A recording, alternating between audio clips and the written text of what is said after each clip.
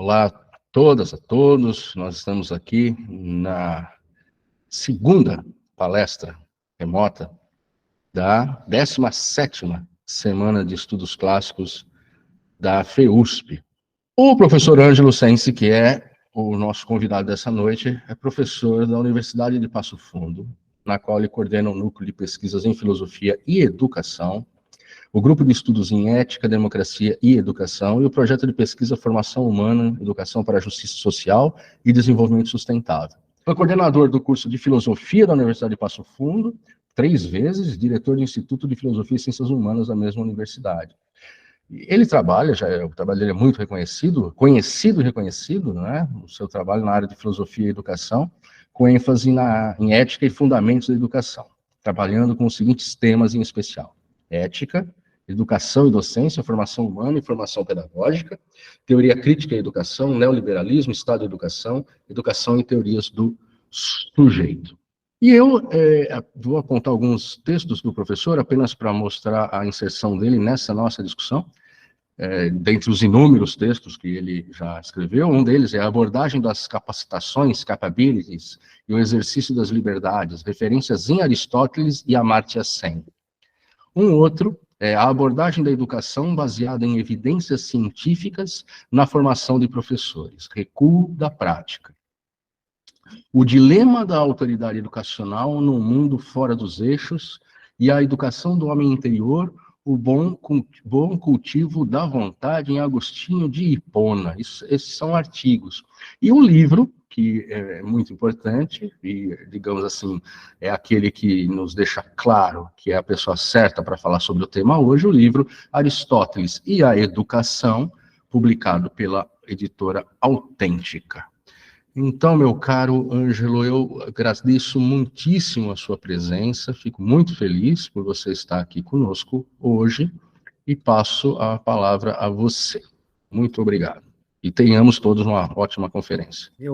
Meu agradecimento sincero, né, ao Marcos Eusébio, à equipe organizadora, né, do evento. Eu apenas devo dizer que lamento muito não poder acompanhar outras atividades, não é por falta de vontade, mas pela brutal sobrecarga, né, docente que a gente tem de atividades e sobretudo final de semestre, né. Queria parabenizar muito vocês por essa atividade. A gente se vê sempre, vocês, o Grupo Pai Delma, e enfim, com muita admiração por ser esse dos bastiões de resistência dos estudos clássicos, né, uma coisa assim tão fundamental e tão difícil de sustentar no contexto atual, sobretudo considerando aí esse período aí mais recente, né, da nossa história e a situação a qual as universidades brasileiras foram submetidas. Queria cumprimentar também a Rita, o Ricardo, o Eduardo.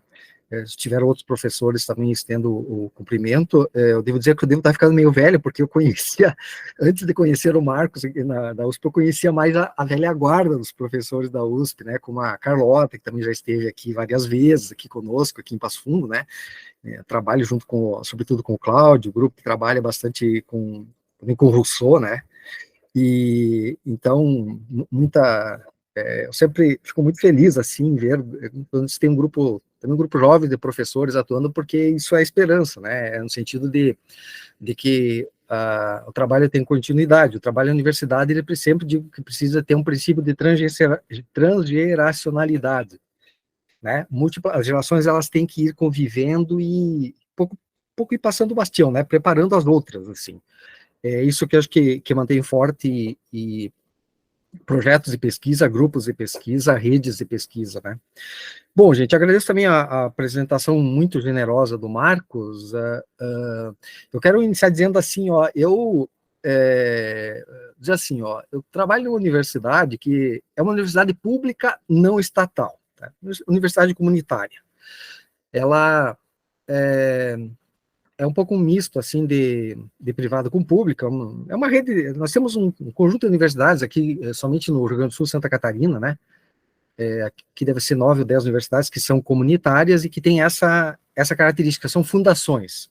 Elas são um misto, né, de público e público e privado, né, não estatal. Então, o Marcos citou alguns textos aí que eu publiquei, mas pode dar uma falsa impressão, né, que eu seja um especialista em estudos clássicos, antigos, modernos, e, enfim, não é exatamente essa a realidade, assim. Eu tenho uma formação filosófica, toda ela, né, assim, de ponta a ponta, e também sempre, por influência de um velho professor, né, eu sempre tive sempre um pé assim, né, vamos dizer assim, sempre muito dentro do campo da educação. E por isso também que eu depois de ter concluído o meu doutorado, eu já tinha um pouco essa orientação antes e depois eu tive a oportunidade, né, de trabalhar no programa de pós-graduação, e estou nele aí há 15 anos e há muito mais tempo já na universidade. Então, minha área mais do lugar, assim, de onde onde se situa, como disse o Marcos, né, é a filosofia da educação, que também é uma área, assim, que sobrevive a duras penas, né, no Brasil. Mas, enfim, a gente está aí, né, resistindo, basicamente, formação de professores, e a minha grande preocupação hoje é, de fato, a formação, né, formação de novas gerações para que, eu acho que essa, sobretudo a tradição, né, que ela é tão fundamental para a filosofia, tão fundamental para a educação, ela possa sobreviver, né, para a gente não estar sempre começando tudo de novo, que é o que tantas e tantas e tantas vezes acontece, sobretudo na área da educação, né? Esse é um problema, assim, muito grave, permanente e tal, de sempre ter de começar de novo, e de novo, e de novo, e de novo, né? Quando se perde esse cuidado com a tradição, a gente está sempre recomeçando, né? Enfim, e não do mesmo patamar que se estava. Então, o Marcos Eusébio, quando me endereçou o convite, né, me situou que ele estava trabalhando, sobretudo, com um grupo, né, na área da pedagogia, com os textos do Aristóteles, né, e nós combinamos então, de focar mais no livro 2 da Ética Nicômacos. Eu preparei aqui uma fala que não é uma fala, assim, muito técnica, porque o meu objetivo é muito mais problematizar questões, ou algumas questões, do que propriamente fazer uma análise, assim, mais de questões muito específicas, até porque eu penso que essa delimitação, né, do livro 2 da Ética Nicômacos, né, sobretudo os primeiros 5 capítulos, tem só aí dentro uma riqueza de questões, né, extraordinária, não só para o campo específico da ética, mas também para o campo da educação. Eu me dedico há muitos e muitos anos a estudar ética, mas a minha formação foi mais ética contemporânea, né, moderna, contemporânea, e em função da necessidade aqui da graduação de voltar, né, aos clássicos, aos canônicos, foi por aí que eu comecei a me dedicar ao Aristóteles. Eu sempre digo que se eu começasse hoje minha carreira de estudos acadêmicos na filosofia, eu voltaria aos antigos, né? Assim, foi uma certa descoberta um tanto tardia, né, assim, todo o manancial, a riqueza, porque não tive essa oportunidade na minha primeira formação de um avanço mais detalhado, minucioso, organizado, orientado nos estudos clássicos, né? A gente, na verdade, herda e as influências, né, que recebe, as orientações que recebe, enfim, não me arrependo, evidentemente, disso, né? Mas quero dizer com isso que, principalmente por estar num programa de pós-graduação em educação, começou a aparecer muitos desafios desse diálogo da educação com o campo da ética, né? E aí, para mim, a ética contemporânea, sobretudo ali as éticas de viés kantiano, né, que eu estudei durante muito tempo, assim, elas não, para mim, não davam conta suficientemente das questões, assim, com as quais eu me deparava no campo da formação, sobretudo de formação de professores, né? Inclusive, sobretudo na pós-graduação. Então, eu acabei fazendo essa volta aos clássicos. A gente faz muito a volta aos clássicos, né, em função da gente, de certa forma, também ter de ser um pouco clínico geral, né? No sentido, assim, que a gente tem que voltar, e voltar, e voltar, e adentrar em autores os quais a gente nem sempre tem assim, aquele tempo necessário de fazer aquela pesquisa mais verticalizada como seria desejável. Bom, mas com isso eu apenas estou querendo localizar, assim, de onde eu um pouco venho, assim, por onde eu me situo, né, e também porque o meu interesse por Aristóteles e por Aristóteles e a educação. Então, gente, eu vou procurar projetar, eu fiz aqui, na verdade, não é nem exatamente um paper, são algumas notas, né, uma sequência, assim, só para não me estender demasiadamente, né, em pontos específicos. Vou procurar projetar, são muito mais excertos, né, assim, inclusive de textos também que eu publiquei, ou de apontamentos que eu fui fazendo, porque o meu objetivo é o seguinte: eu quero levantar 3 questões, 2 são mais para introduzir o tema, e a terceira é muito mais para abrir o tema, né, muito mais para abrir algumas questões em relação a essa problemática, né, se a gente pode dizer assim, né, se pode falar numa certa unidade nesses primeiros 5 capítulos do livro 2 da Ética Nicômacos, em que sentido existem ali questões fundamentais para o campo educacional, e por que ainda se faz necessário. Então, assim, estava fazendo aí mais uma introdução, localizando um pouco a discussão que quero levar adiante, né? Eu vou procurar fazer uma projeção, vamos ver se é possível. Como eu estava dizendo, eu organizei algo aqui que não chega a ser nem um paper, são apenas notas para ordenar um pouco essa apresentação para a gente poder debater, tá? Eu quero levantar mais, como disse, quero fazer uma introdução, assim, justificar um pouco a temática, e aí entrar no ponto essencial ali, que é algumas questões sobre o livro 2, tá? Os primeiros capítulos. Eu só pediria para vocês confirmarem se estiverem já vendo a apresentação. Estamos vendo, sim, professor. Tá bem. Então, qualquer problema aí, técnico, de qualquer ordem, vocês, por favor, aí me comuniquem, tá? Porque agora eu deixo de poder visualizar vocês aí na tela. Bom, assim, nós demos como título ali, conversando com o Marcos, né, assim, o saber ético como saber de formação, no livro 2 da Ética a Nicômacos de Aristóteles. Eu costumo sempre começar um pouco, como também acho que temos um público assim mais amplo, né, presente aqui na sala, que tipo de razões justificam voltarmos ao tema da educação, né, ao tema da formação em Aristóteles? Eu estou muito acostumado a isso, né, porque geralmente no campo educacional os estudos clássicos eles se fazem muito pouco presentes hoje, né, de autores clássicos e tal. Então eu queria colocar também um pouco as minhas inquietações e por que também para mim o tema da educação em Aristóteles é tão importante. Por que eu encontro sempre na obra do Aristóteles, né, sobretudo na Ética, especialmente nesse livro 2, né, tantos elementos, assim, no sentido de poder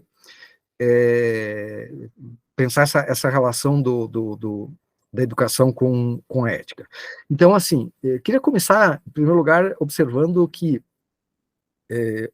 das razões, né, é retomar aquilo que usando uma expressão do Werner Jäger, né, o alto ideal cultural de homem a formar da paideia grega, em contraste com a empobrecida bricolagem antropológica e pedagógica dos discursos da educação da atualidade, né? Eu estou citando aqui, tendo muito presente o Bernard Charlot, né, quando ele diz assim, olha, de uma maneira um tanto triste, no contexto contemporâneo, a educação ela foi sendo permeada, de certa forma, invadida ou colonizada por vários discursos, que são discursos sobre educação, mas não discursos da educação, né? Como é o caso do discurso da qualidade, da neuroeducação, da cibercultura, do pós-humanismo e etc. Isso não quer dizer que esses discursos eles não têm importância para o campo educacional. Então, assim, esse primeiro ponto era mais meu objetivo era mais fazer uma introdução e, por contraste, justificando, né, a importância ainda do pensamento de Aristóteles acerca da educação e contrastando, sobretudo, com problemas, assim, contemporâneos que nós enfrentamos no campo educacional, que deixam de ser enfrentados, e que o pensamento clássico fornece referências importantes para o enfrentamento deles. Tá? Então, esse era o ponto.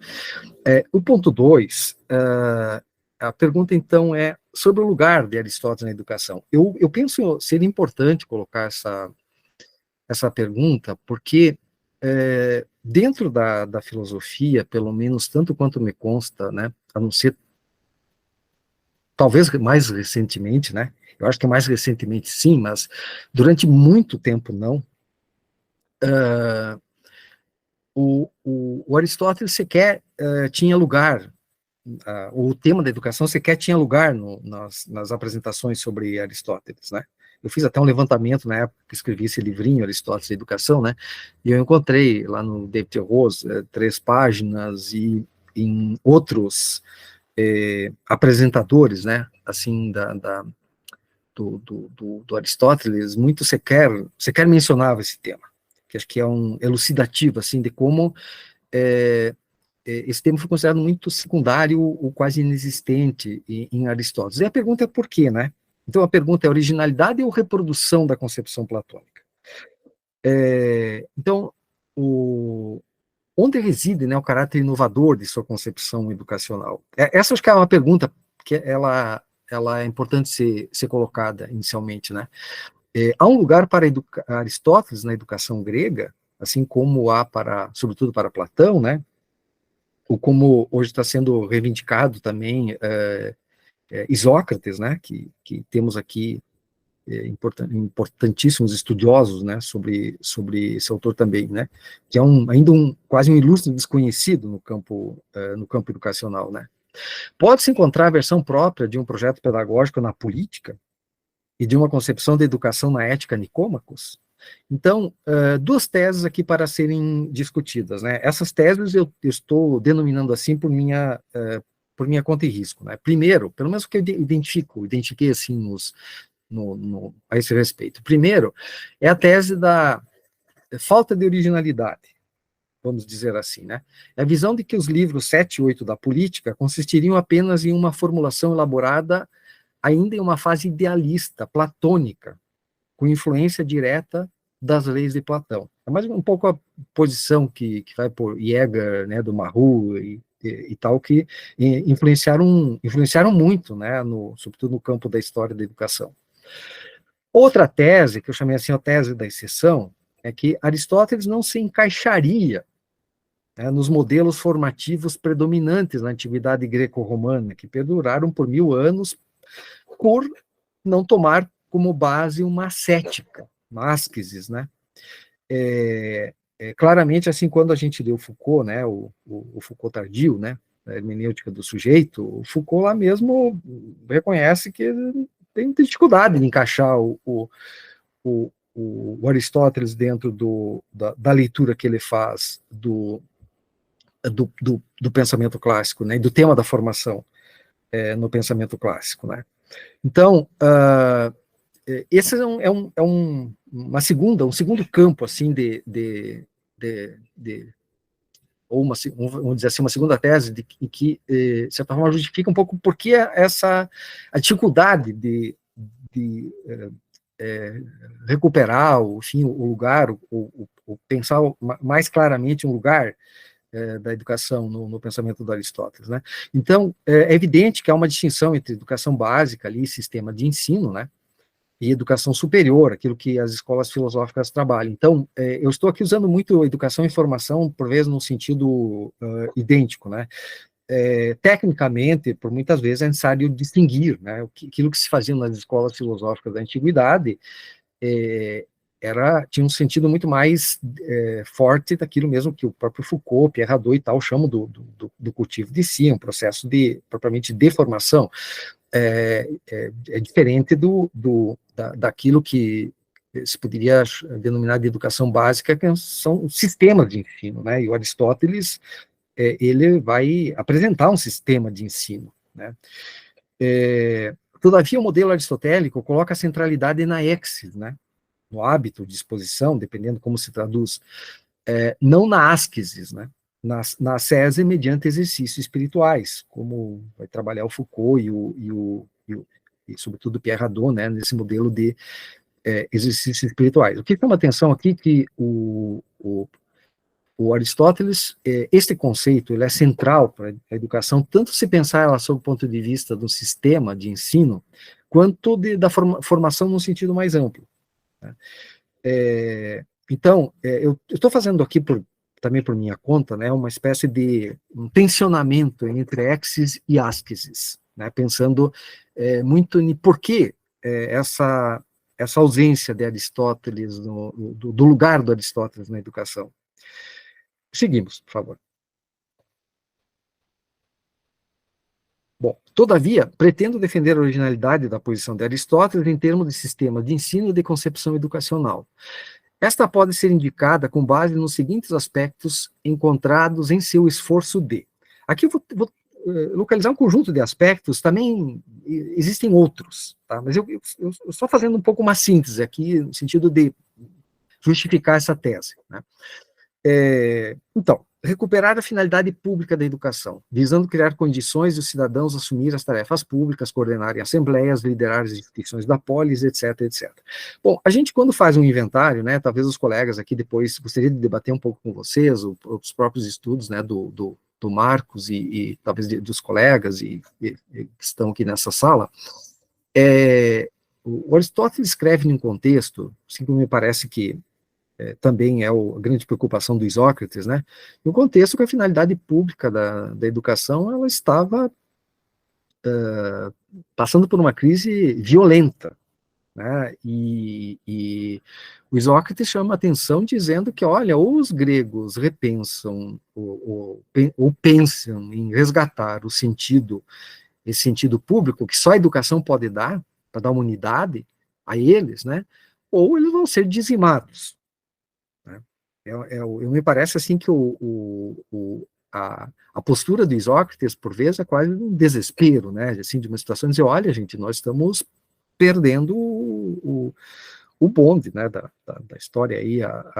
E aí é um contexto claro, quando a gente olha para o contexto em que o Aristóteles vai propor seu modelo educacional, é um modelo, claro, de crise e de uma privatização, numa linguagem atual, né, da educação, ou seja, os pais dando o direito de educar os seus filhos da maneira que melhor entendiam, em prejuízo, né, desse papel próprio do Estado, né, de assegurar a finalidade pública da educação, no sentido de formação para a cidadania, enfim. Aí há também uma valorização valorizar o lugar do legislador em relação ao seu papel na educação, né? Isso aparece muito claramente lá na política. Responsabilizar o Estado pela educação, no que ele é próprio e intransferível, né? Que é, como eu referi, a formação do cidadão, garantir um caráter de laicidade do Estado e etc. Distinguir o papel do Estado em relação ao da família ou da escola, valorizando essas, mas concedendo-lhes um papel mais restrito no que concerne a educação. Então, na leitura que eu faço, o Aristóteles está tentando colocar um pouco as coisas no seu lugar, ou resgatar o lugar, ou seja, aquilo que compete ao Estado, né, precisa ser levado adiante pelo Estado, a responsabilidade é dele, né? Não você pode substituir essa responsabilidade pela família, né? Aquilo que nós como chamaríamos hoje de uma privatização da finalidade pública da educação e uma certa um inflacionar da família, do papel da família sobre a educação pública, né? O espaço público da tarefa pública da educação. Bom, vincular o papel de pesquisador enciclopedista com de mestre e professor, né?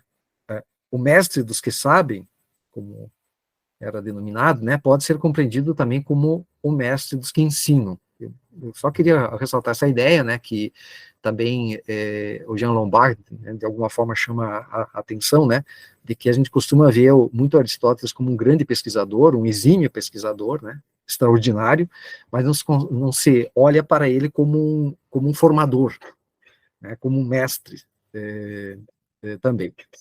Apresentar um projeto educativo em meio ao contexto de profunda crise educacional vivenciada pela Atenas do seu tempo, né? Uma educação tradicional que não respondia mais às necessidades do seu tempo, acrescida de uma crise pedagógica que colocava em questão a finalidade pública da educação, como eu referi há pouco, formular uma posição educacional nova e equilibrada. Muito à la Aristóteles, assim, né? Não visava simplesmente restaurar a tradição, sobretudo restaurar a tradição, nem propor mudanças radicais em relação a ela. O Aristóteles tem uma posição moderada a esse respeito, né? Assim, reformista e tal, mas uma posição que busca aí um ponto de equilíbrio entre essas tendências, né? Realizar inovações pedagógicas significativas, né? Aristóteles o fez em campos essenciais do modelo ateniense educacional, como, sobretudo, em relação ao desenho, à ginástica e à música, sempre visando superar uma tendência especializadora dessas matérias de ensino em prol da formação integral. No meu entendimento, né, uma das grandes questões do Aristóteles, né, de inovação na proposta dele, como ele vai apresentar lá na política, né, está em dizer assim, olha, gente, formar especialistas não está nos trazendo os melhores resultados. Nós precisamos precisamos de uma formação integral, né? E aí a distinção, né? Ou seja, fortalecer o princípio que é o da formação integral, né? Sobretudo para os cidadãos, distinguindo da formação especializada, né? Distinguir uma coisa de outra, assim, claramente, né? Então, elenquei uma série de pontos que, do meu ponto de vista, justificariam dizer, não, o Aristóteles ele tem uma posição própria, né? Ele tem um lugar próprio na educação. Para isso precisaria, né, haveria necessidade de se poder, com uma certa calma, né, retomar essas dimensões todas que estão implicadas na sua proposta. Bom, e aí, algumas questões centrais da problemática educacional presentes no livro 2, aqui eu vou me referir realmente os 5 primeiros capítulos, né, do livro 2 da Ética Nicômacos, né. Aqui eu reformulei, desculpe, não ficou bem a boa formulação, né, aqui a pergunta poderia ser quais seriam, né, não no sentido de esgotá-las, mas muito mais no sentido de mapeá-las, tá, e essa é a minha pretensão bem específica aqui, por isso que eu disse que eu não, a ideia não é fazer uma discussão técnica, né, mas abrir algumas questões para a discussão. Eu estou sempre pensando assim, por esses desafios que, para mim, o presente coloca, né, de quanto ainda o pensamento educacional do Aristóteles e ético, ele repercute no sentido de ajudar a fazer frente a sobretudo esses discursos, né, que invadem a educação e que deixam de possibilitar que o próprio campo educacional tenha uma linguagem própria, né. Então, um primeiro aspecto aqui, a natureza da ação moral e sua relação com a educação. Há uma relação aí intrínseca, né, no livro 2, né. A ação, por seu caráter contingente, né, essa é a marca registrada, como Aristóteles destaca várias vezes no seu texto, né, sobretudo aqui nesse começo de livro 2, não pode ser precisada, mas deve-se evitar o excesso e a falta. O objetivo da investigação ética não é conhecer o que é em si a excelência moral, né, mas nos tornarmos bons. Conhecer aqui não é suficiente, fundamental é que esse conhecimento esteja associado à prática reiterada de hábitos virtuosos. Então, para mim, no meu ponto de vista, já a própria abertura do livro 2, né, o capítulo 1, quando ele vai tratar do conceito de exis, né, vai permitir com que logo depois ele comece a introduzir claramente o problema da sua relação com a educação, né, desse tema com a educação. Então, o segundo ponto. O sistema educativo e a educação em sentido mais amplo orienta-se pela exis, ao invés da askesis, né? Aquela distinção que eu fiz lá anteriormente aí. O papel central do hábito. Estou usando aqui essa tradução, né, de exis por hábito, né? Pode se traduzir de outras maneiras, como disposição e etc., né? Exis refere-se ao comportamento decorrente da repetição constante dos mesmos atos, dizendo respeito às coisas que ocorrem com frequência quase sempre. O ethos denota aqui uma disposição permanente, como diz o saudoso Lima Vaz, né, uma constância no agir que se contrapõe ao impulso do desejo. Ethos indica nesta acepção, e através da palavra exis, o processo genético do hábito, o qual traduz o próprio hábito como possessão estável. Então, esse conceito é o ponto de partida aqui para a discussão da relação com a educação, né? A exis é definida lá em categorias, né? 8b26, como um estado, isto é, como algo que se constitui de modo estável por oposição à diátesis, entendida como disposição frágil, pois suscetível mais facilmente de mudança. Um terceiro ponto, né, é esta tese de que nada que existe por natureza pode ser alterado pelo hábito. Então, se os hábitos e as virtudes adquiridas através deles fossem engendrados em nós por natureza, eles não poderiam ser modificados nem pela educação, nem pela experiência. Em todas as faculdades advindas no homem por natureza, recebe-se primeiro a potencialidade e somente depois se transforma em atividade. Porém, quanto às várias formas de virtude moral, não ocorre do mesmo modo, pois somente é possível adquiri-las tendo-as efetivamente praticado. As disposições morais, os hábitos, decorrem das atividades correspondentes às mesmas. Podemos seguir, quero conectar o ponto 3 com o ponto 4 aqui, uma concepção original e fundacional de aprendizagem moral. Bom, quero me deter um pouco mais nesse aspecto, porque quando eu me dediquei um bom tempo, né, dos meus estudos e pesquisas a esse tema da educação moral. Nós sabemos que no Brasil, né, tivemos duas heranças assim muito pesadas negativamente nesse campo, que foram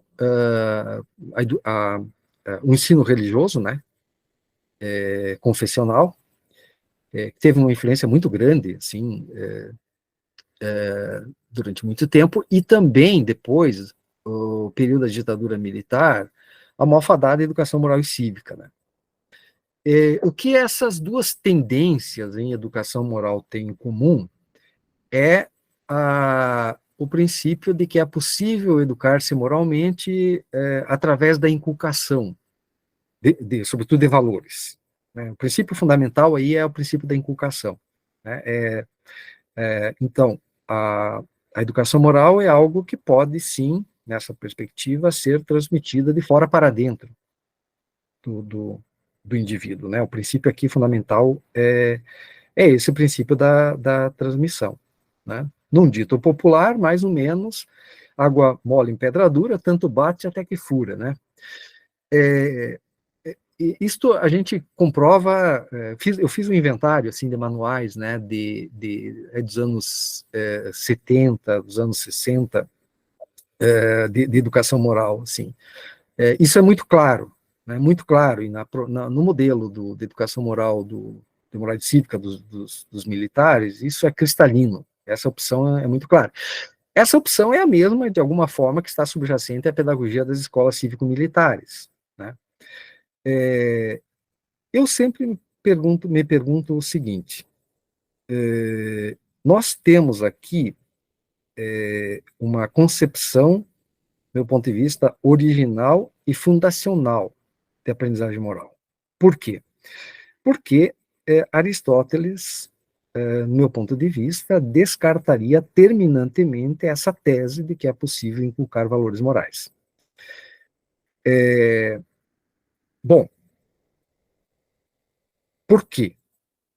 E a minha pergunta é por que, quando você perde de vista a tradição, né,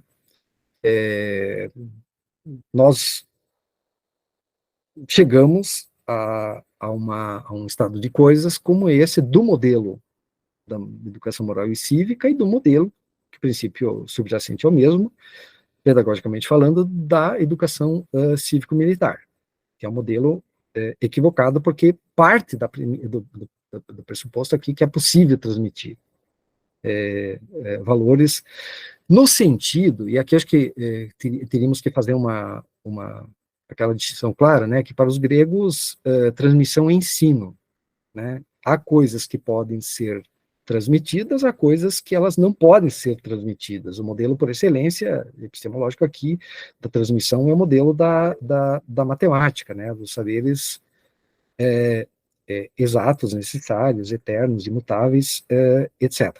Mas aqui o problema é que o nosso autor, ele inventou tantas coisas e ele inventou um outro campo de saber, que é o campo da ética.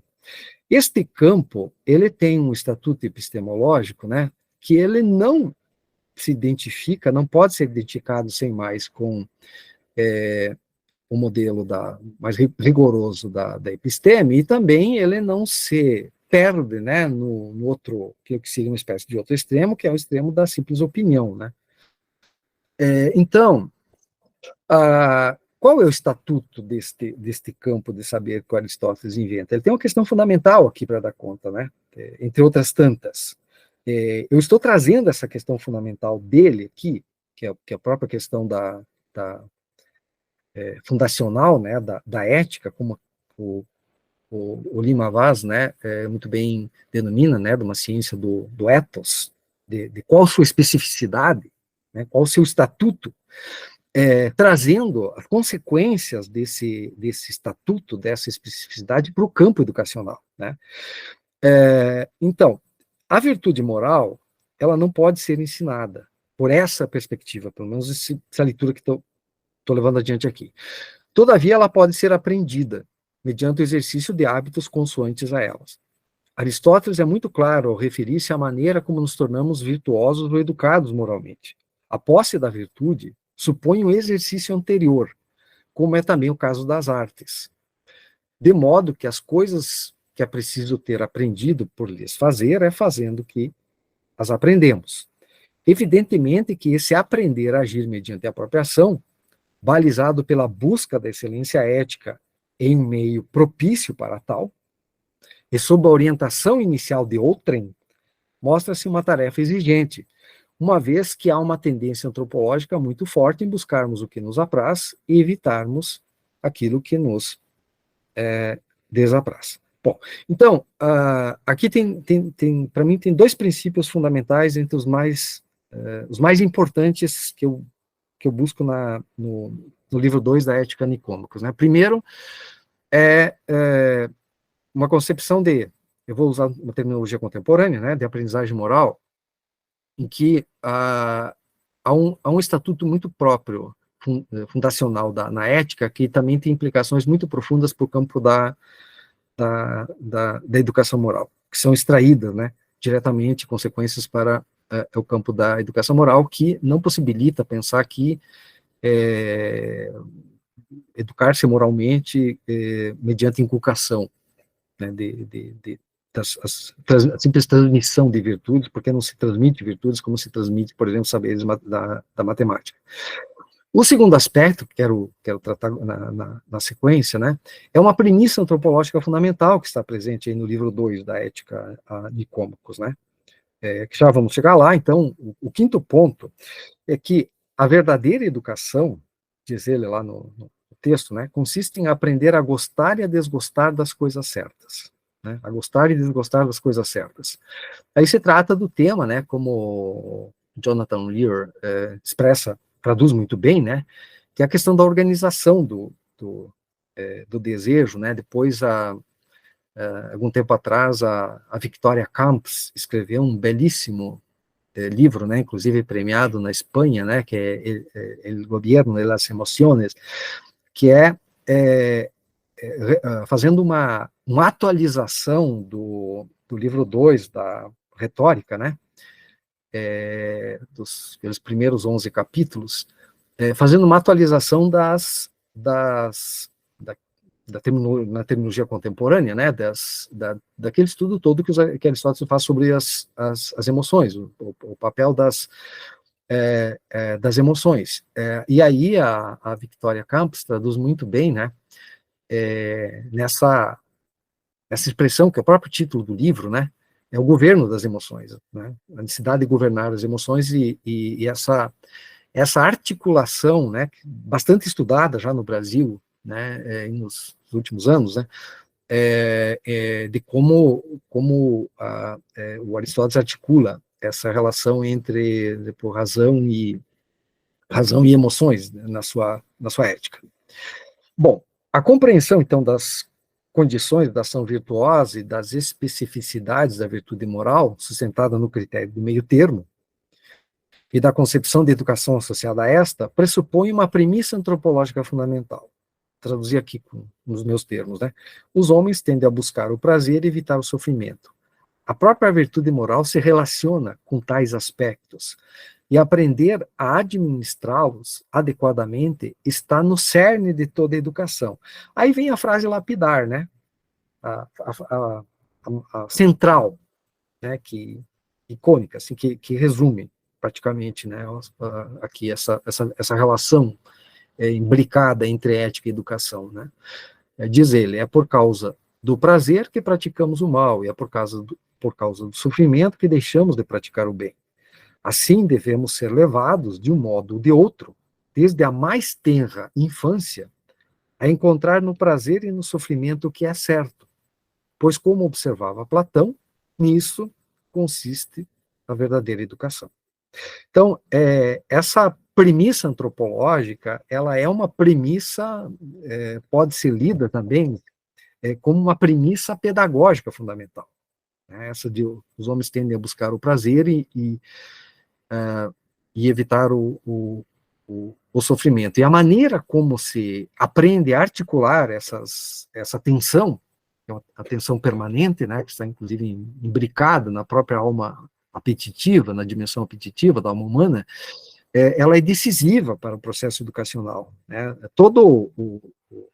Pode-se dizer que o cerne da concepção, não do sistema educativo em si, né, mas da concepção educativa do Aristóteles aqui no livro 2 da Ética Nicômacos, pode ser ancorada nessa premissa antropológica fundamental. Sigamos, por favor. Educação mediante a virtude, né? Aristóteles vai observar, então, que toda excelência moral é produzida e destruída pelas mesmas causas e pelos mesmos meios, como acontece com a arte, ou seja, mediante a prática de determinadas ações e hábitos a elas correspondentes. São as ações que conformam com o seu exercício reiterado os hábitos. Diz ele, então, nossas disposições morais, hábitos, modos de ser, resultam das atividades correspondentes às mesmas. As ações, portanto, conforme exercitadas pelo agente, constituem o caráter de modo virtuoso ou vicioso. Daí sua conclusão, eivada de implicações educativas, né, ou educacionais, de que nossas ações devem ser bem conduzidas desde a infância. Diz ele, não será pequena a diferença, então, se formarmos os hábitos de uma maneira ou de outra desde nossa infância. Ao contrário, ela será muito grande, ou melhor, diz ele, conclui, né, arremata, será decisiva. Né? Então, essa é outra frase, né, que traduz esta profunda imbricação entre a ética e a educação, né, e como esse é um processo, é algo processual, né, que começa necessariamente desde tenra infância. Então, aqui, mais uma vez, aparece a centralidade da exis, né? como um elemento central que estrutura toda essa concepção ético-educativa. Bom, um outro ponto, né, que associado a esses que eu abri acima, né, é a questão das condições sob as quais uma ação pode ser considerada virtuosa, né? Essa é uma questão decisiva no campo da teoria moral, porque toda a teoria moral, perdão, ela precisa justificar sob que condições uma ação pode ser considerada moralmente boa, né? Esse é o problema com o qual Aristóteles se depara, e ele vai, aqui, tanto quanto consta, né, inserir nesse bloco do texto, né, que, do meu ponto de vista, pode ser muito bem lido, né, articulado, esses elementos anteriores que eu ressaltava, de que não basta apenas olhar-se, né, para as consequências da ação, para poder elas serem justificadas como ações boas. E isso tem implicações importantes para a formação do agente moral. O agente, então, deve reunir certas condições quando age para fazê-lo virtuosamente. Em primeiro lugar, ele deve agir conscientemente. Em segundo lugar, ele deve agir deliberadamente. Ele deve deliberar em função de seus próprios atos. E, em terceiro lugar, sua ação deve provir de uma disposição moral firme e imutável. Então, trata-se de agir de forma consciente, né, deliberada e mediante firmeza de caráter. Caráter é uma disposição permanente, um modo de ser cultivado pelo sujeito numa certa direção. Nesse sentido, né, ele deve ter uma certa constância e linearidade.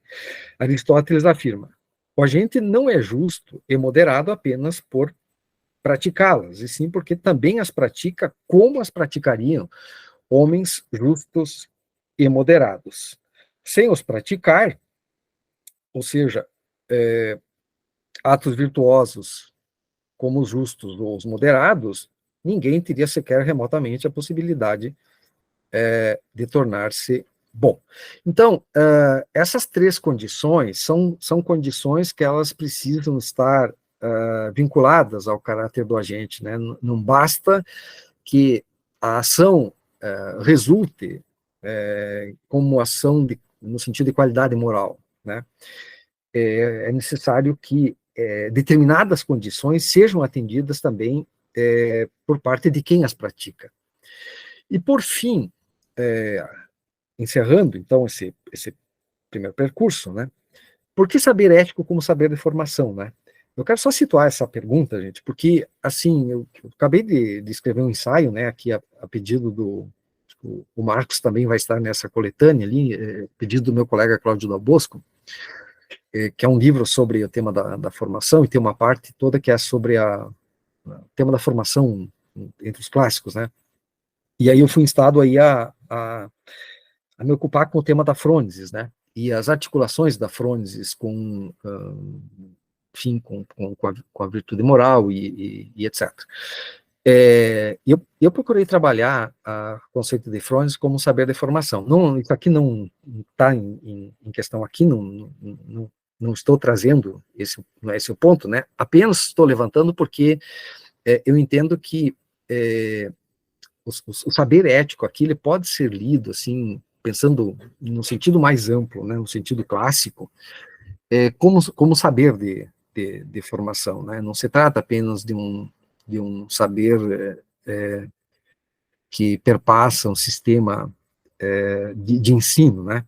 Um sistema educacional, uma proposta pedagógica. Se trata de algo muito mais sofisticado, né? E aí eu quero fechar com aquela citação inicial que eu fazia lá do Werner Jäger, né? Quando o Jäger diz assim, que em última instância a paideia, ela tinha como, assim, como talvez seu sentido mais genuíno, né?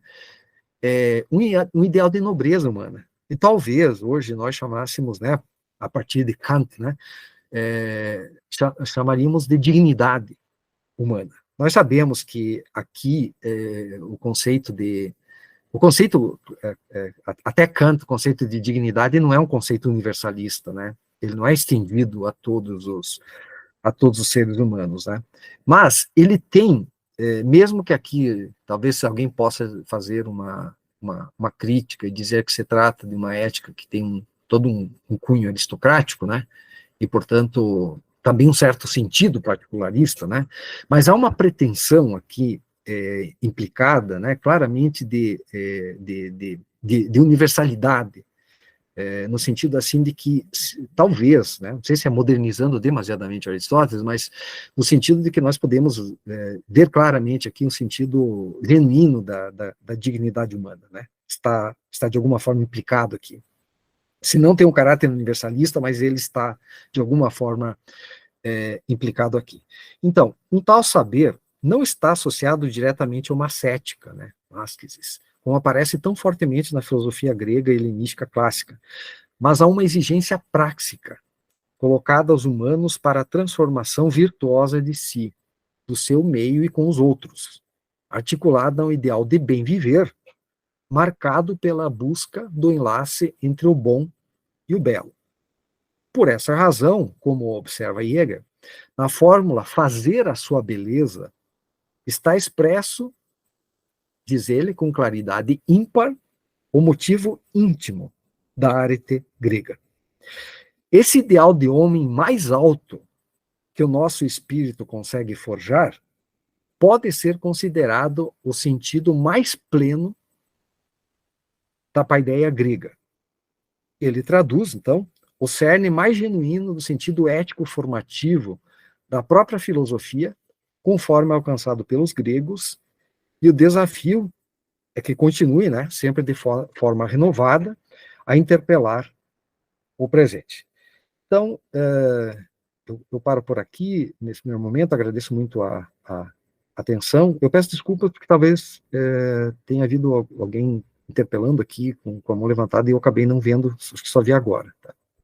Então, agradeço a atenção e fico disponível, então, para a gente debater, e como eu referi, né, o objetivo era muito mais abrir questões a partir desse riquíssimo e potentíssimo livro 2 da Ética Nicômacos, né, compartilhando com vocês muito as inquietações como alguém que está nesse campo da pesquisa educacional, sobretudo da filosofia da educação, e que vê a necessidade, assim, e a importância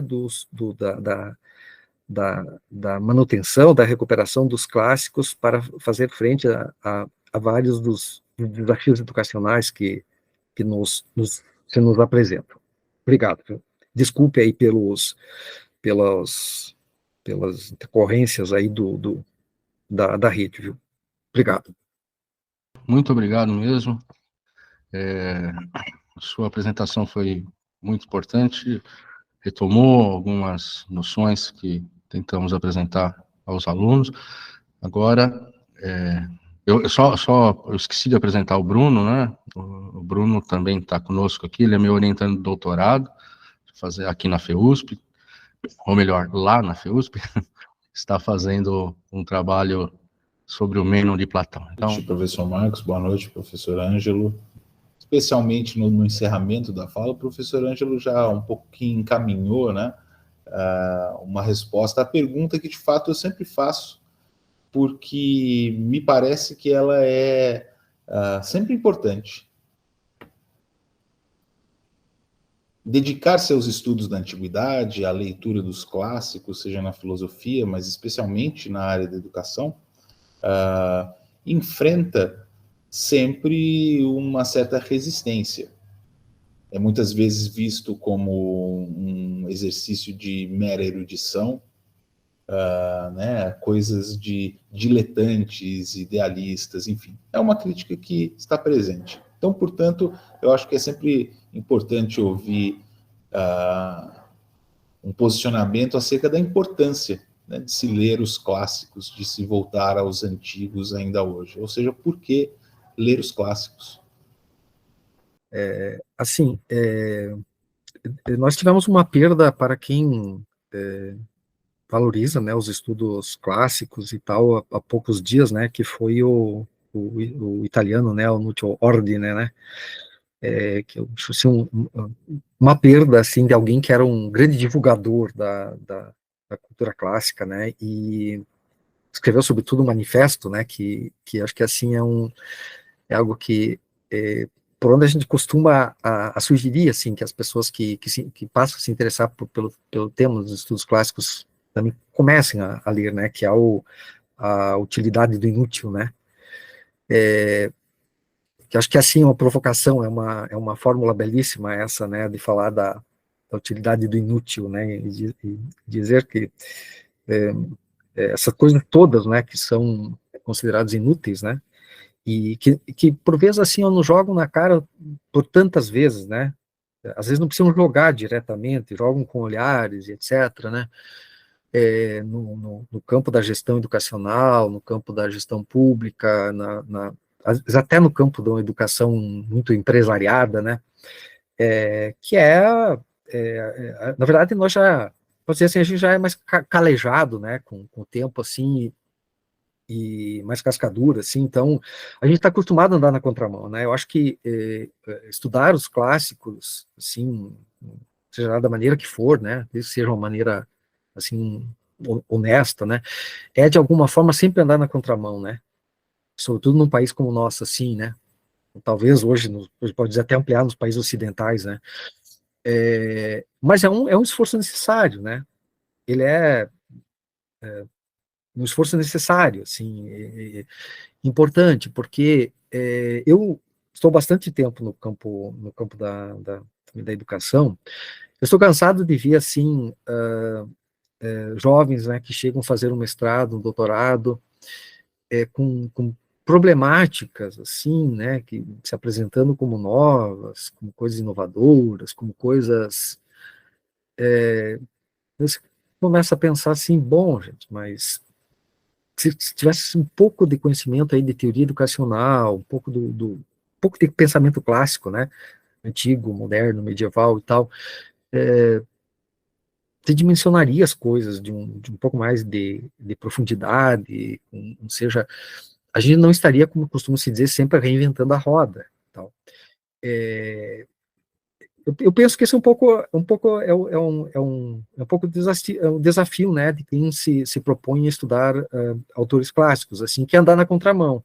O Bernard Chalot tem uma outra expressão interessante, né, que ele fala né, de que por vezes há pesquisadores que eles sempre vão muito pelos temas sociomediáticos, né. Bom, o que tem de sociomediático em estudar Aristóteles, Platão, Isócrates né? Não tem nada, não tem nem fomento da CAPES e tal, né? Significa, acho que, mas por outro lado, eu acho que significa, assim, a gente formar redes formar comunidades, né, de pesquisadores que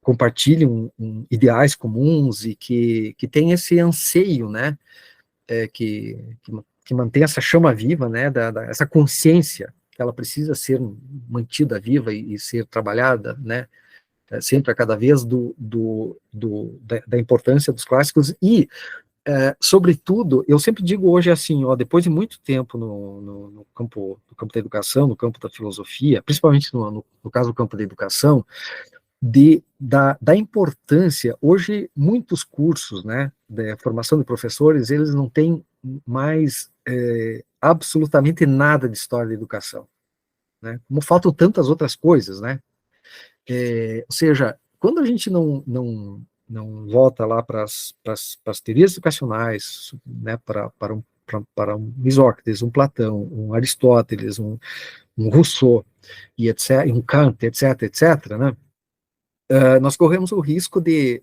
simplesmente não compreendermos determinadas problemáticas educacionais, né? A experiência de quando eu escrevi esse livrinho sobre Aristóteles e educação, muitas coisas me chamaram a atenção. Eu já tinha material eu já tinha um plano organizado de escrever um outro livro, um livro de mais fôlego, porque esse é um livro mais de divulgação, né? Eu queria fazer uma pesquisa com bem mais profundidade e tinha reunido todo o material, sobretudo literatura de autores franceses, né? Por onde eu circulo mais ali, para escrever um texto de fôlego lá, talvez umas 250 páginas, e algo mais sistemático, assim. Mas aí eu me deparei com a situação de que, bom, se eu vou fazer isso, né, eu a CAPES vai decretar minha falência, porque eu vou deixar de escrever um projeto de 2 anos de estudo sistemático, eu vou deixar de escrever 5, 6 artigos, sei lá, né? Não vou ter nem horas de pesquisa, mas para mim poder levar adiante as outras pesquisas, as outras coisas, né? Então, assim, eu acho, né, Bruno e Marcos, assim, que é um pouco, por um lado, são as agruras, né, a gente andar, eu sempre digo assim, né, quem estuda clássico sempre está andando na contramão, mas andar na contramão é uma coisa necessária, né? Acho que tanto no campo da filosofia, sobretudo no campo da educação, é uma coisa necessária andar na contramão, né? Acho que é preciso, porque senão as novas gerações, elas não vão perder completamente essas referências, né? Entender, por exemplo, que tem problemas lá, esse problema porque a gente fala tanto hoje em homeschooling, privatização da educação, né? Bom, for ver a crise da pedagogia ateniense lá, de certa forma, é o problema da privatização da educação, né? Os pais querendo educar seus filhos do jeito que bem lhes aprovesse, e assim, dane-se o espírito cívico, a cidadania, a coisa pública, né? Então, assim, outro tema, por exemplo, que muitas vezes a gente vê, não, é o Piaget que inventou essa coisa dos estágios de desenvolvimento, né, gente, nós encontramos isso aí lá no grego, né? O seu modo, evidentemente, é salvaguardar as devidas distâncias e proporções, né? Sempre um problema que é o risco do anacronismo, né? Cuidando isso.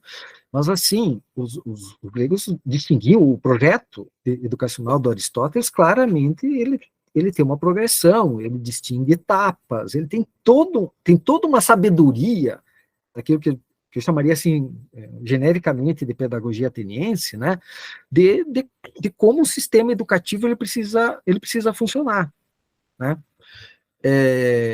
E aí tem uma série de outras questões, outros problemas educacionais que se poderiam levantar. Então, assim, se diz, né, que a infância é uma invenção moderna e tal. É claro, os gregos entendiam de outra maneira a infância, né, mas então, como os gregos entendiam a infância, né? Eu acho que o Aristóteles, no meu ponto de vista, quando ele procura distinguir assim, ó, o que é tarefa, deveria ser tarefa da família, o que deveria ser tarefa do Estado, e que a família não deveria se sobrepor à tarefa do Estado, ele está fazendo uma delimitação, que ela é uma delimitação fundamental. Assim, nós temos que colocar as coisas no seu lugar, né? Nós temos que respeitar aqui a gente diria hoje, inclusive, o tempo de cada coisa, né? O tempo que a criança ela precisa ter um amparo da família, a orientação da família, e o tempo que ela precisa ter essa orientação que vai para além da família, que aí não é a família que deve tomar todas as decisões e talvez naquilo que hoje a gente chamaria, como é muito comum, né, de vermos, às vezes até na universidade, intromissão da família sobre a educação, né, formal. Bom, então, teria assim muitas questões, né, que quando a gente olha mais seriamente para a história da educação, a gente começa a ver, bom, nós temos problemas que eles são recorrentes, com a sua formulação, com a sua feição, mas certos problemas são problemas recorrentes, são do educacional, vamos dizer assim, né, do campo educacional. Para a gente não ficar sempre comprando a última coisa que dizem, que falam por aí e tal, e vendem os pacotes, né, formativos, pacotes educacionais, como se fossem todas coisas novas e aí vai trocando uma mercadoria educacional por outra e as coisas elas vão se tornando mais complexas, talvez até piores, né? Então, eu acho que há uma necessidade, assim, premente no campo educacional de se resgatar essa dimensão toda aí, né? De voltar a termos teoria educacional, de voltarmos a conhecermos as origens da nossa pedagogia, que é a pedagogia ateniense, né? E aí eu diria, né, Marcos, que eu acho que os teus estudos, o teu grupo, né, e, enfim, agora com o Márcio aí também associado, né, de, por exemplo, recuperar um lugar do Isócrates na educação, gente. Eu costumava perguntar, assim, já há anos, né, atrás, entrava na sala de aula, no mestrado, doutorado, e perguntava, gente, vocês já ouviram falar em Isócrates? Então, a pergunta era, bom, de quem se trata, professor? Quem que... Nunca, nem nome, nem... Assim, então, nós não temos sequer presente os problemas fundantes da nossa pedagogia. Nós não temos presente os problemas fundantes, os autores fundacionais, né? Então, eu acho que e aí eu acho que isso é uma coisa hoje seria muito progressista, né, Marcos, assim, né, esse olhar, né, com muitos desafios do tempo presente que nos remetem lá para, respeitando, sem anacronismo, respeitando, né, esse processo de acesso aos clássicos, como uma coisa indispensável, fundamental. Como é que nós vamos, eu sempre me pergunto, gente, depois de tantos anos de educação, estou 34 anos na universidade já, como que nós vamos resgatar a qualidade na educação se a gente não resgatar essa herança perdida? Não é o resgate pelo resgate da tradição, né? Inclusive, aprender a acessar a tradição. Eu acho que esse é o grande desafio que nós temos e que ele é muito difícil e, por vezes, muito ingrato, né? Da gente despertar os jovens a descobrir todo o manancial que tem aí, o conjunto de problemáticas importantes e que nos ajuda a entender melhor o próprio campo. Estou falando aqui no campo educacional, né? E o último ponto, daí já passo, desculpe, a palavra adiante, gente. Tu levantavas, né, Marcos, sobre essa questão de que o estudo do clássico muitas vezes é visto como aquela coisa conservadora, né, que é uma coisa um pouco tá na questão também de elitismo, né. Eu acho que a filosofia, principalmente, avançou muitíssimo no Brasil aí nas últimas décadas, né, nesse sentido de lançar novas chaves de leituras, novos assim olhares tu citavas, né, alguns autores assim franceses que são referências hoje. Eu estou trabalhando inclusive agora no curso de filosofia aqui, né, uma disciplina que é problemas filosóficos clássicos, né, voltando esses autores todos, assim, recuperando um pouco né, tentando criar formas assim também de os alunos, né, acessarem, buscarem compreender assim o potencial, o manancial que está contido aí, né? Então, acho que é um trabalho muito paciencioso, assim, só que é preciso que os nossos currículos, eles tenham espaço, né? Porque essa coisa do transversal, simplesmente, do não sei o quê, isso não funciona, né, gente? Assim, é preciso ter um espaço sistemático de estudo. Os estudos clássicos, eles precisam ter lugar. Eles precisam ter lugar. Né? Senão é muito fácil a gente ver, isso é tão bonito, é tão belo, tão não sei o quê, né? Mas onde está o lugar? Onde está o lugar deles dentro dos currículos, né? Esses currículos, por vezes, estão abreviados, apressados, por vezes empobrecidos, né? E a última coisa, só para terminar mesmo teu ponto ali, eu fiz essa referência antes que eu fiz um inventário, né, dos manuais de educação moral e cívica, de ensino religioso, confessional e tal, e isto sim é algo, assim, escrevi um livrinho sobre isso anos atrás, né, um capítulo especialmente sobre educação moral e cívica. Eu procurei, assim, eu fiz um acerto de contas com o meu passado, né, gente, assim, tempo eu fiz educação básica no tempo do regime militar, e queria fazer um acerto de contas. E hoje eu digo para os meus alunos assim, vocês agora devem fazer um acerto de contas com o passado recente. Tem tantas situações, é preciso destrinchar, é preciso explicitar aquilo que está um tanto encoberto nesse tipo de modelo de educação cívica e militar, que é de um anacronismo, de um absurdo. Isso é um mostrengo pedagógico que é uma coisa quase inconcebível. Eu digo sinceramente para vocês que eu tenho vergonha de, quando os colegas, né, até América Latina aí perguntavam o que era isso, o que está acontecendo no Brasil e tal, sinceramente, né, eu pensei que nós teríamos passado de passar vergonha a esse respeito lá com o regime militar, mas nós não paramos, muito pelo contrário, passamos muito vergonha nos últimos anos. Que isso é de um anacronismo, né, é de um absurdo, assim, de uma coisa que ela eu diria assim, pré-grego, né? Se a gente olhar esse texto, né, está discutindo aqui, do livro 2 da Ética Nicômacos, né, você encontrar uma coisa sofisticada aqui em termos de educação. Uma coisa sofisticada. Se a gente olhar aquela proposta política, que é feita para uma época, evidentemente, né, nós vamos encontrar uma coisa sofisticada, uma proposta pedagógica, né, no sentido de que os saberes, eles têm um esforço de estabelecer um sistema de ensino, né, que as coisas sejam integradas. que as coisas façam sentido, né? Se a gente olhar porque essa reforma do ensino médio, né, que está aí, né, causando enorme sofrimento para os nossos adolescentes, o que foi esse modelo de educação cívico-militar, né, teria muita coisa a falar, né, tem muita tese já escrita, não precisa nem a gente fazer muito esforço, né? Enfim, então, eu penso que os estudos clássicos, né, eles nos ajudam, né, a gente não voltar a cometer esses mesmos erros, que são erros graves. Aí não se trata só de outro modelo educacional e tal.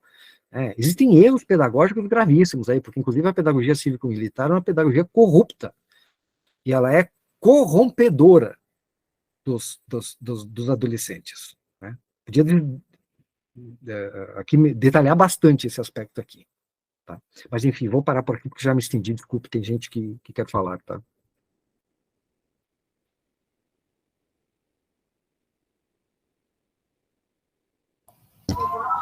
Débora, por favor.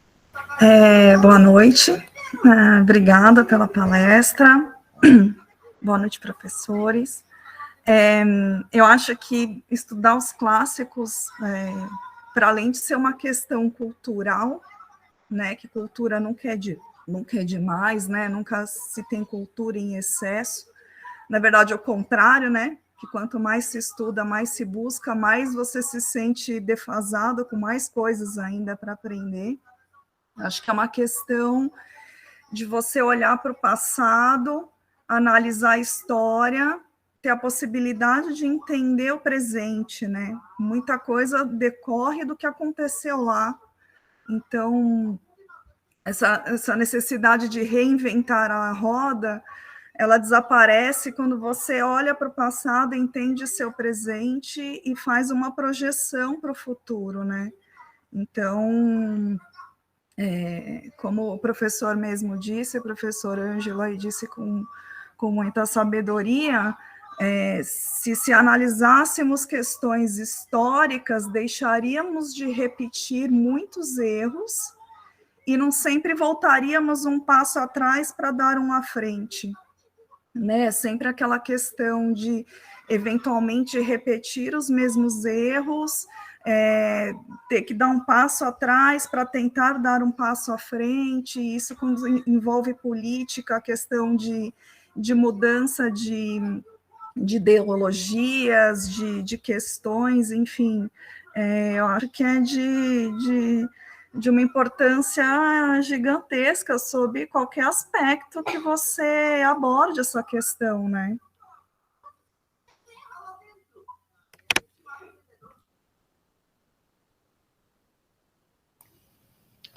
Obrigado, Débora. Eu creio que agora o Eduardo está na fila, não é o próximo? Por favor.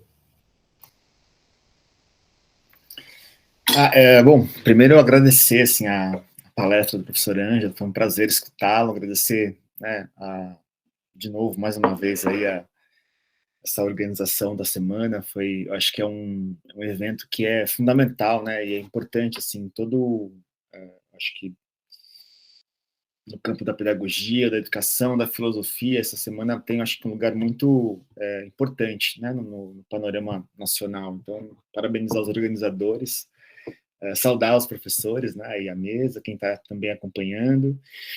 E aí, quando eu adorei, né, essa abordagem mais contemporânea do Aristóteles, pensando aí questões que, como o professor Ângelo disse na exposição, né, a partir da ética, né, pensada a partir do Kant, não deu conta de algumas questões, então um retorno aos clássicos, né, e eu fui, então, pelo título, voltei ao livro 2 hoje. E aí minha pergunta é um pouco, talvez a gente pensar nesse espírito, né, contemporaneamente, o que o Aristóteles vai lá colocar no começo do segundo livro da Ética. Então, acho que o Bruno que estuda o Menon aí, né, aquela pergunta que abre o diálogo, né, se a virtude pode ser ensinada ou não, e como é que, se ela é natural, não é. Então, Aristóteles vai falar que, bom, ele vai distinguir, né, dois tipos de virtudes, as intelectuais, as dianoéticas, e as éticas, né, ou morais. Então, as primeiras podem ser ensinadas e depende da experiência e do tempo, né? As segundas, elas têm a ver com o hábito, com se habituar com certas ações, e ela depende do contato, né, com a dor e o prazer. Então, a pergunta é se é possível, né, a gente se habituar, né, ou transmitir esse hábito das virtudes éticas ou morais na escola, né, na escola contemporânea, um pouco nesse espírito, né, de que quando a gente perde de vista os antigos, a gente acha que está inventando a roda, um pouco o discurso contemporâneo da educação, pensando as habilidades socioemocionais, né, um certo tipo de inculcação também, né, nesse sentido aí, talvez. Minha pergunta é para rivalizar com esse discurso contemporâneo das habilidades socioemocionais, né, que eu queria escutar um pouquinho o professor Ângelo sobre isso. Professor Ângelo prefere que se encaminhem as questões todas, ou prefere respondê-las uma a uma? Talvez seria interessante fazer uma rodada, até para as pessoas irem manifestando suas opiniões, seus pontos de vista, discordâncias e tal, né? E acho que seria mais interessante, assim, porque eu já falei bastante, então eu gostaria também de um pouco de ouvi-los, né? Deixar espaço para as pessoas, os colegas, todo mundo aí poder, quem desejar falar também, né? Perfeitamente, perfeitamente. Então, creio que agora, confesso que não sei se foi a Rita ou o Ricardo. Acho que por um princípio de gentileza... ok, então, Ricardo, por favor. Boa noite a todas as pessoas aqui presentes. Queria agradecer mais uma vez aí a organização do evento, o professor Marcos pelo convite. Agradecer ao professor Ângelo pela palestra, pela riqueza, né, das discussões que foram propostas aqui. E eu queria pegar um pouco o gancho tanto das questões já levantadas aqui, né, com uma leitura que eu tinha feito há um tempo atrás de um artigo do professor Ângelo, em que eu gostaria de pedir, né, se ele pudesse retomar alguns aspectos desse artigo, em que ele traça, né, um pouco essa confluência entre Aristóteles, Kant e Piaget, nessa necessidade de desenvolvimento no indivíduo da capacidade do domínio de si, né? Ou seja, de educar os sujeitos para criarem condições de autorregulação. Né? Em outros termos, uma necessidade de uma educação ética, né? Voltada para a autonomia, né? Para a autonomia dos indivíduos. E, enfim, dialogando um pouco com essas aberrações que a gente vê, né, em propostas, né, educacionais contemporâneas, como a educação moral e cívica, as escolas cívico-militares, em que essa dimensão da autorregulação e da autonomia do sujeito se perde, né? Na verdade, temos, né, uma tendência de uma educação cada vez mais reprodutora, né, de padrões e de formação de indivíduos cada vez menos autônomos, cada vez mais dependentes de tecnologias, de outros, né, de outros indivíduos, enfim. Se ele pudesse comentar um pouquinho sobre isso, acho que a gente poderia, né, aprofundar um pouco esse debate, né, sobre essa dimensão de como a educação pode criar sujeitos, né, formar sujeitos autorregulados, né, com capacidade de domínio de si. É isso. Obrigado. Obrigado, professor Ricardo. Professora Rita, por favor. Boa noite a todos, a todas. Em primeiro lugar, Marcos, muito obrigada novamente pelo convite. É uma alegria estar com você, com a equipe organizadora, né, o Bruno fazendo parte disso. Não dá para eu deixar de falar quando você identifica que é a 17ª, então eu estou por 15 anos com você, né?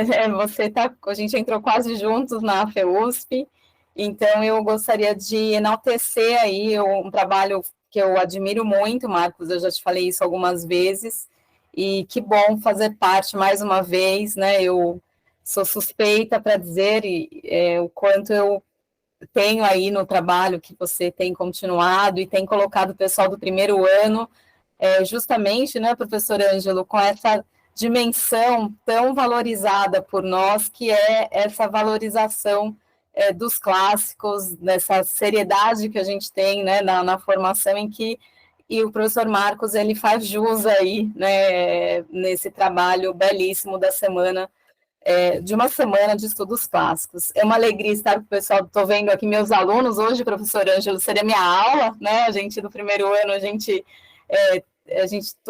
faz esse coro aí junto com o professor Marcos nessa semana, então, muito bom vê-las aqui, né, os nomes e a gente aprendendo tanto. Então, professor, queria também parabenizá-lo, porque foi uma fala, eu não sou da área da filosofia, eu sou professora de didática do primeiro ano, né, e também trabalho com outras questões, mas também da história da educação.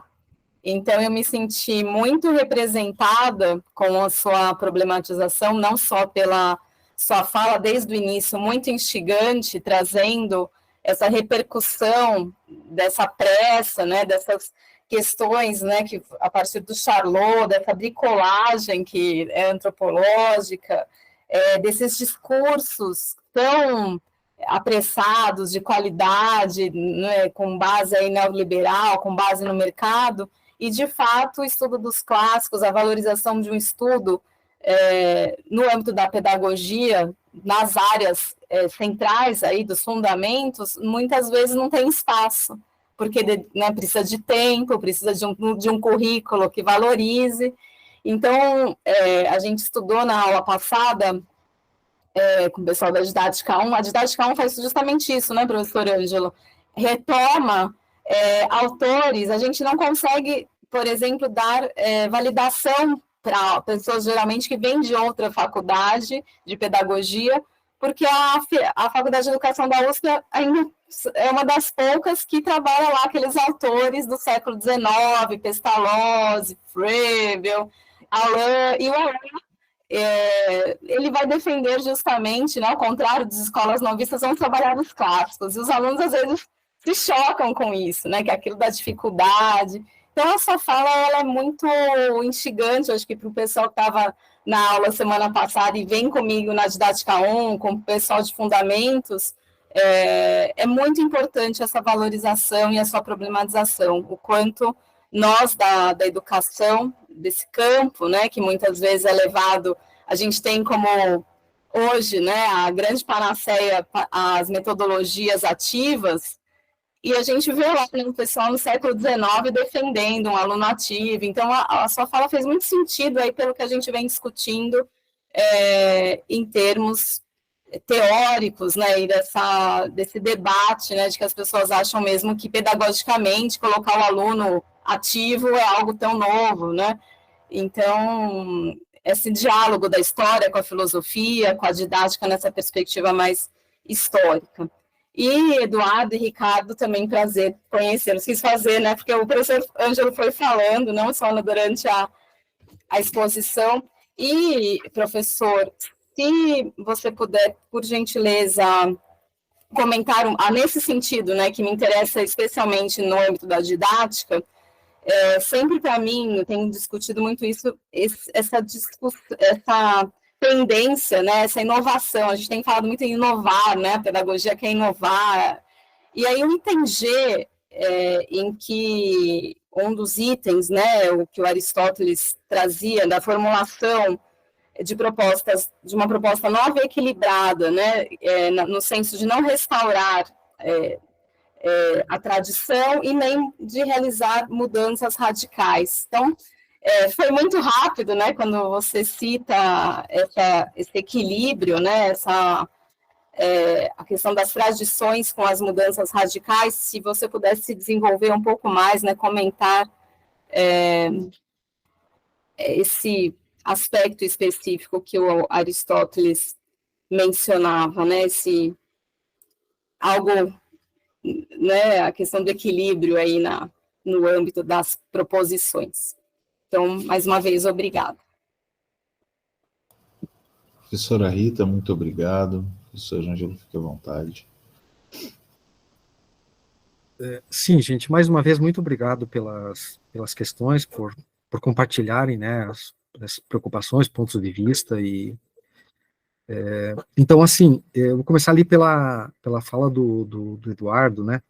Eu lembrei, Eduardo, quando tu estavas falando, né, que tem um artigo do professor da UFMG, não é Marcelo Perini, né, quatro estudos sobre Aristóteles, né, em que um desses estudos, ele diz assim, né, ele escreveu isso faz uns 15 anos, acho, esse texto, quando começou aquela história da inteligência emocional, né, ele disse assim, mas isso é tão novo, mas tão novo, que está lá no Aristóteles. Olhe lá para a abordagem que Aristóteles faz das emoções na ética, na retórica, gente. Isso está tudo, não tudo, né? Mas isso está desenvolvido lá de forma muito sofisticada, complexa, muito elaborada. Como é que pode alguém ficar propondo uma coisa falando em tamanha originalidade, desconhecendo completamente a tradição?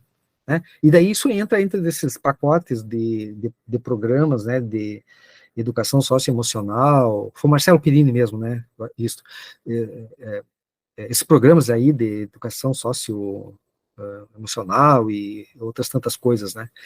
Então, assim, acho que esse é um exemplo muito claro, né, esse texto do Perini ali, como quando a gente desconhece história da educação, quando a gente desconhece teoria educacional, quando a gente desconhece os clássicos, né, o quanto, né, se reinventa a roda, e a questão não é só reinventar a roda, o problema é que muitas vezes se engana as pessoas, né, por muitas vezes se engana muito os pais das crianças, os pais dos alunos e tal, com coisas supostamente novas, inovadoras e modernas, e etc, né, que não tem nada disso ali, né.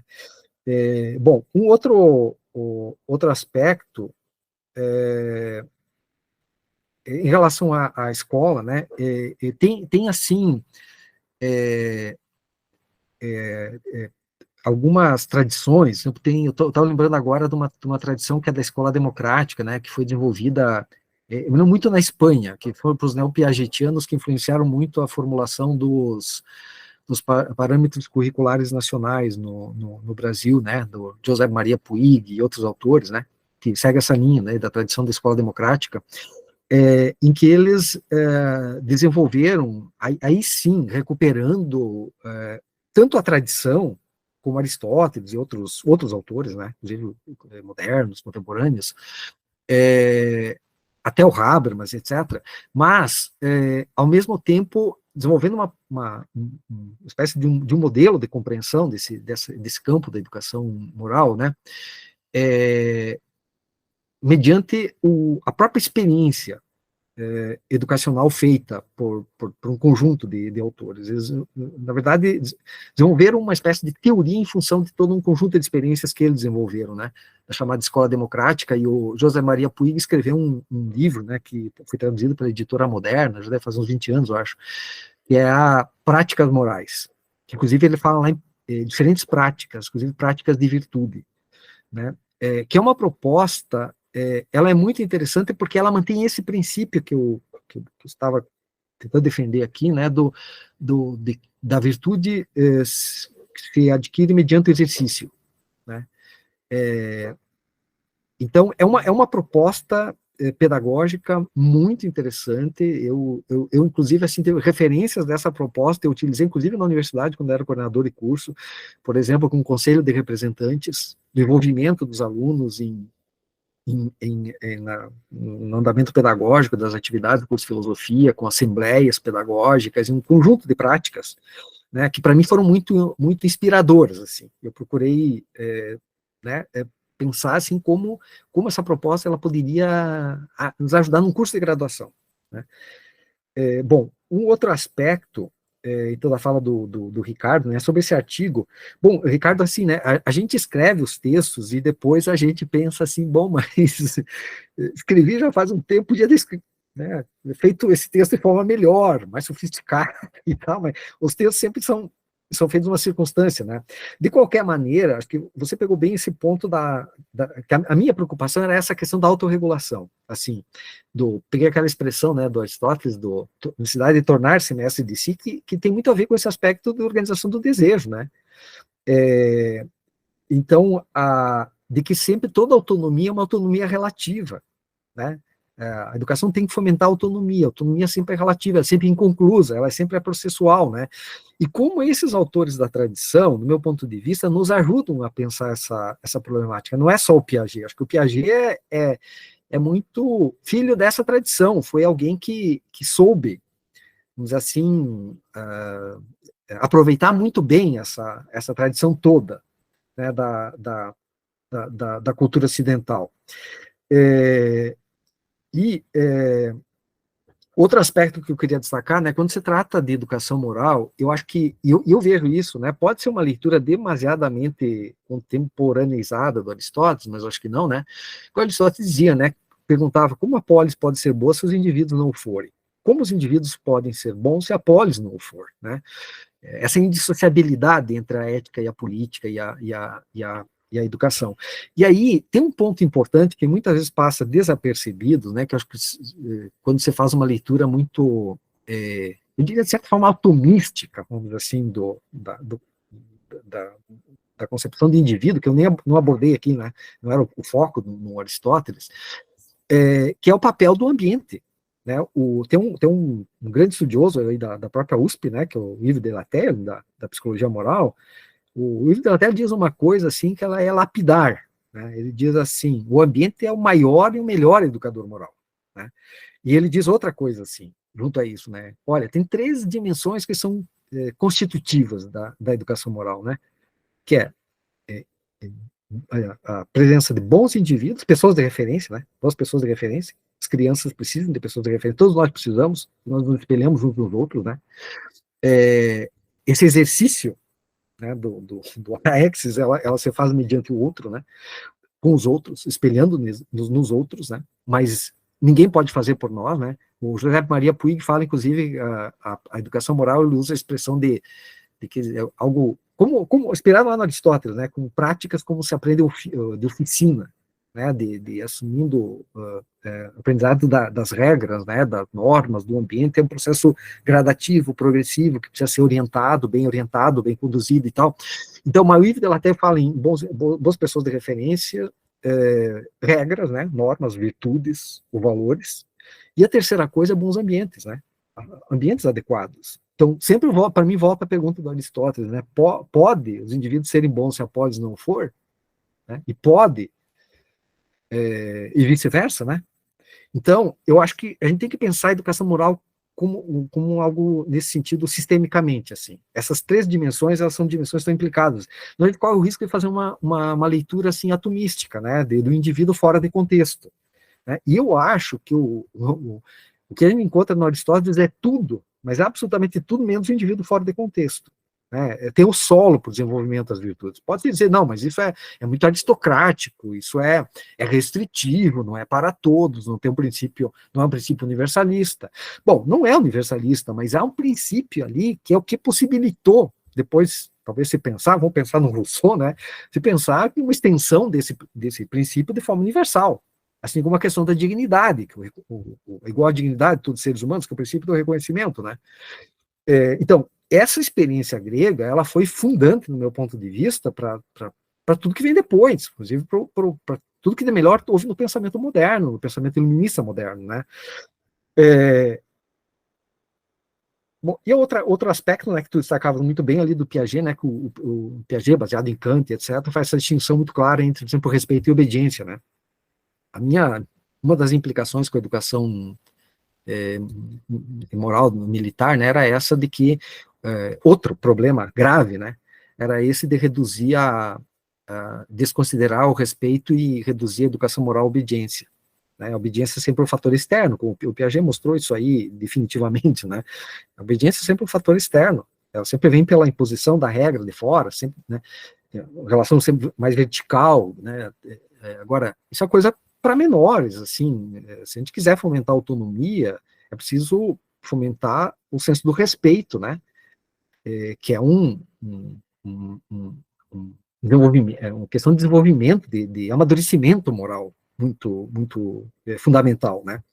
Então foi nessa direção que eu desenvolvi esse texto, que é dentro de um conjunto de pesquisas, assim, né? E que hoje, assim, detalharia mais e tal, mas enfim, é mais colocar uma problemática, né?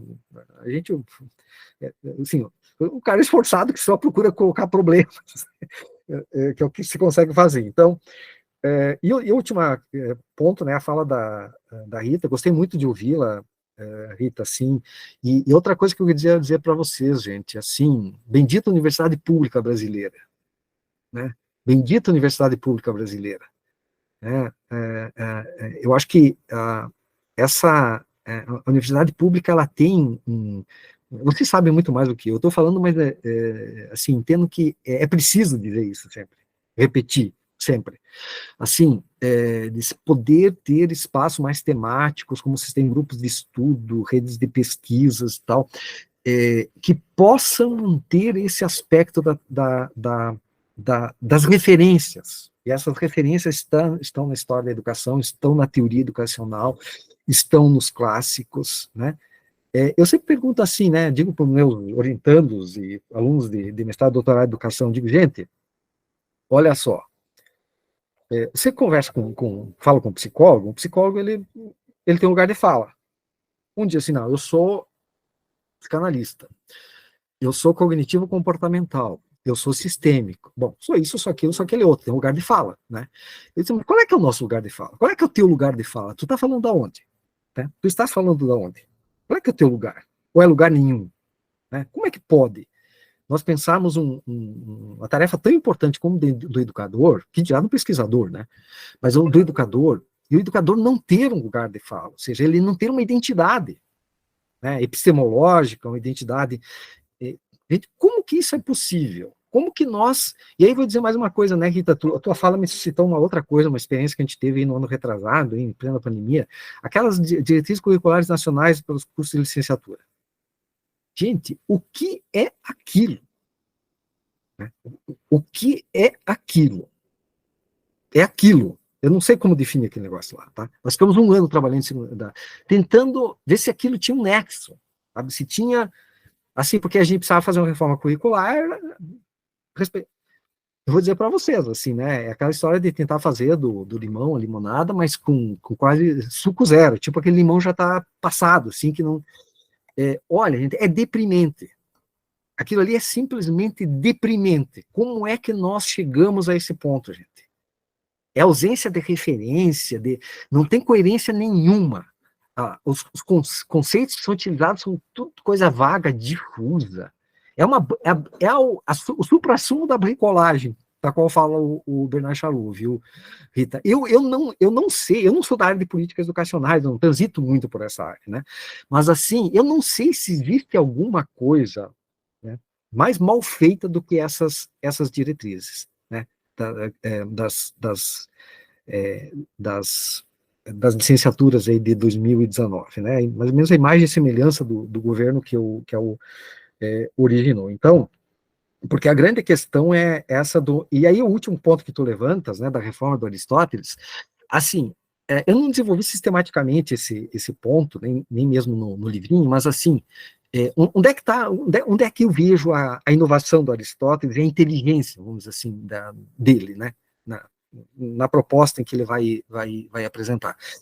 Para mim está, assim, ele mantém as matérias de ensino, diz assim, bom, o Aristóteles diz, olha, bom, ele mantém aquilo que a gente tanto defende, que é assim, olha, existe uma tradição, nós não podemos fazer nenhuma reforma de ensino sem a gente manter a tradição, nós temos de primeiro fazer um diagnóstico, né, daquilo da herança toda que nós temos, do cabedal, que não se pode simplesmente jogar fora, né, ou seja, tem de se partir daquilo que se tem para procurar dar algum passo adiante, né.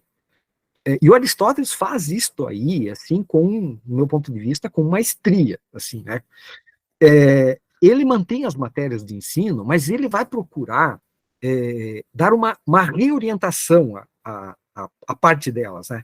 Então, por exemplo, o exemplo da música, né, bem elucidativo. Você lembra, né, que os gregos tinham o princípio fundamental da pedagogia nos atenienses, a música para a alma, a ginástica para o corpo, né.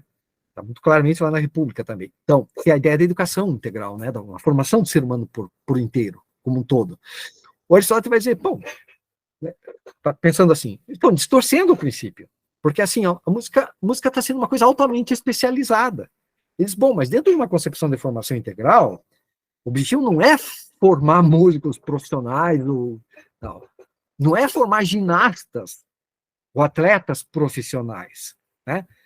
É dar conta essas matérias, elas visam, tem um sentido dentro de um conjunto, elas não têm um fim nelas mesmas. Né?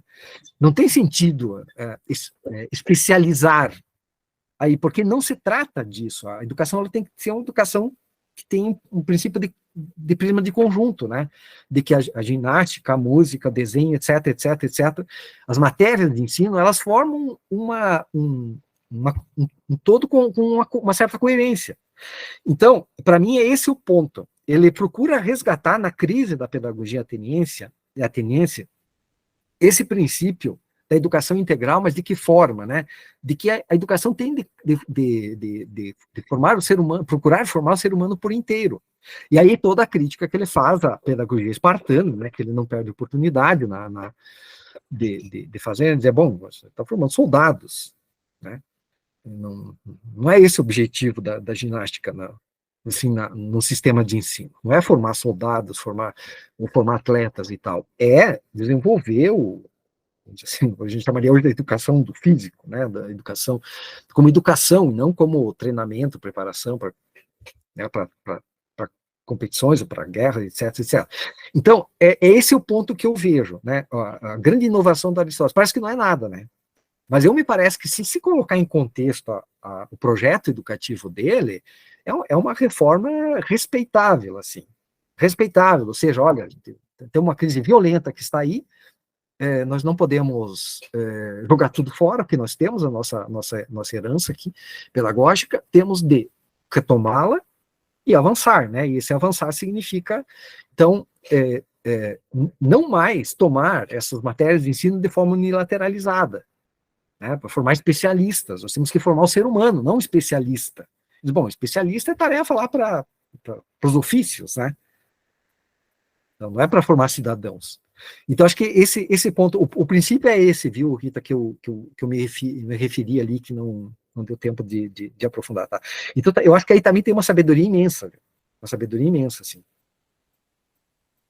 Bom, não sei se eu contemplei todas as falas, tá, gente? Se não, podem retomar aí, complementar ou discordar, enfim. Boa noite a todos, me ouvem? Bem, agora sim, né? Então, professor Ângelo, muito obrigado pela palestra, obrigado também por ter aceitado o nosso convite, estar participando da Semana de Estudos Clássicos. Eu tenho um aluno, o Miguel, que está acompanhando a semana com a gente. Ontem ele esteve lá na FEUSP e acompanhou as palestras do professor Bolzani, do professor André Malta, ficou encantado. E ele está disposto a estudar filosofia. Hoje ele buscou no Google as obras de Platão e Aristóteles e me perguntou, ele ficou surpreso com a quantidade de publicações, né, de textos, e me perguntou por onde começar. Né? Então, como o senhor entende muito mais de Aristóteles, conhece muito mais Aristóteles do que eu, a minha pergunta é, por onde começar a estudar Aristóteles? Tem uma ordem correta? É isso, professor. Obrigado.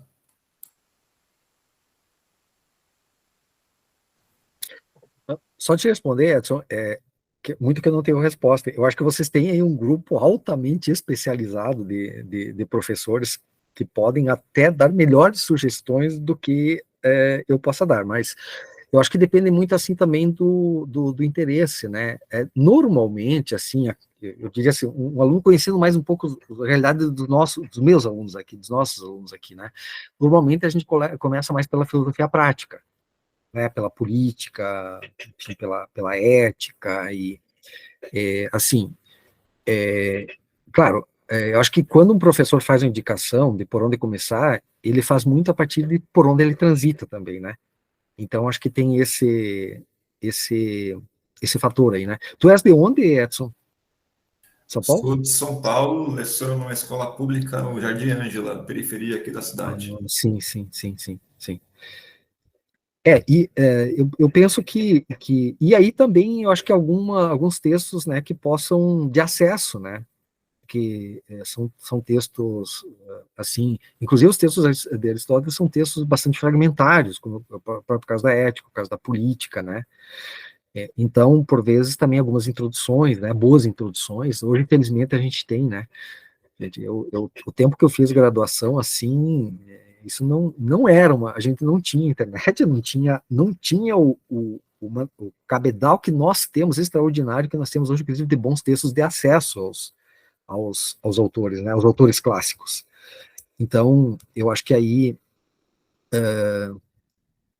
também buscar um texto de acesso, né, para ajudar a ter uma compreensão de conjunto do autor, né. Existem bons textos no Brasil, inclusive traduzidos, de autores estudiosos brasileiros, né. Eu agora, assim, não tenho muita memória, mas tipo, mesmo o Friedrich Reff, né, que escreveu lá a Introdução a Aristóteles, tem vários, né. Eu acho que, inclusive, os próprios colegas aí da USP podem fornecer boas dicas nesse sentido. Tá?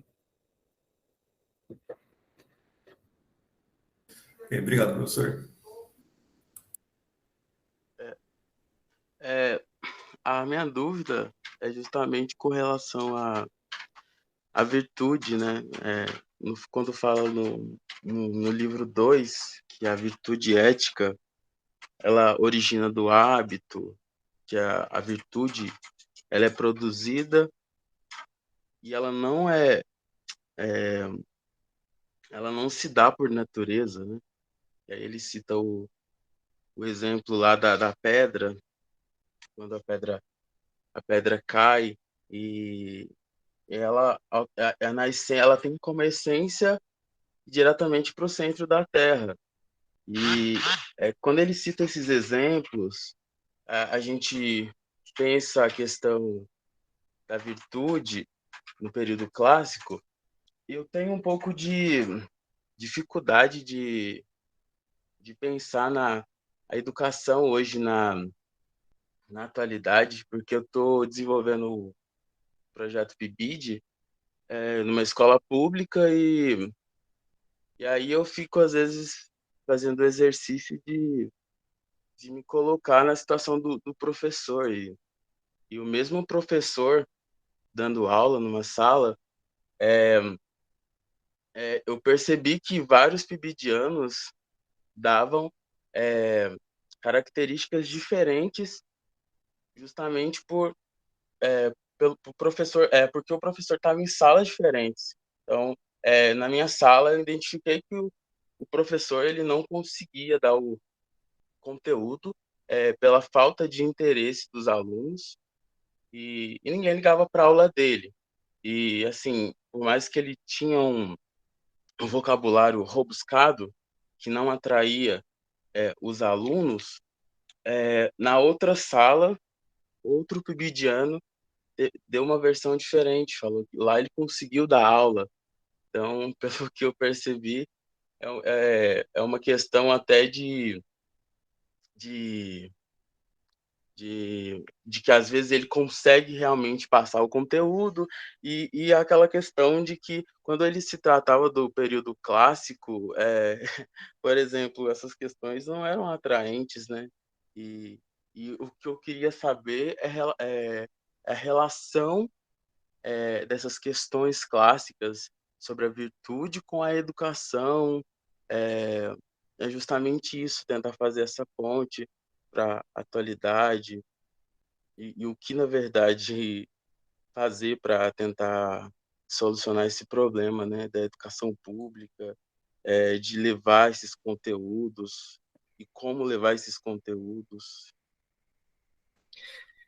Eu vou, assim, brevemente colocar o seguinte, assim, eu vou falar mais um pouco a partir da experiência, né, tá um bom tempo na educação e ter tido muito contato com alunos de graduação, com alunos em estágio, em escola, e projetos, e etc., né? Vou falar mais nesse sentido. Então, o que eu penso, assim?